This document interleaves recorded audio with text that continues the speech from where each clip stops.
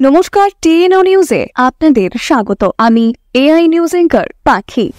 9 দফা দাবিতে মুখ্যমন্ত্রীর নিকট deputation. Mid day meal cook কাম হেল্পার ওয়েলফেয়ার ত্রিপুরা রাজ্য কমিটির পক্ষ থেকে আগরতলা বয়েজ বুজং স্কুলের সামনে একটি র্যালি অনুষ্ঠিত করেন। এ বিষয়ে বিস্তারিত বললেন বীর কুমার দেববর্মা, কনভেনার, এবং ইনি কি বলছেন চলুন আমরা শুনে নিই।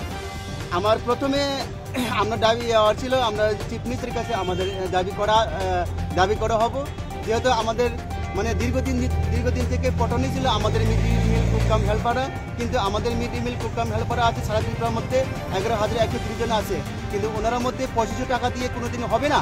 আমরা 2002-2003 থেকে বহুত বছর থেকে আমরা খুব মানে অবশ্যই খুব পতনে অবশ্যই খুব মানে সংখ্যা একদম কিদাদারি বলবো, এটা কিন্তু অনেক কোনো রাস্তা নাই, কিন্তু যার ফলে আমরা আজকে কোনো মানে সহ্য হয় না আর ধৈর্য ধরতে পারছে না, কারণ আমরা সবাই এটা জিনিস।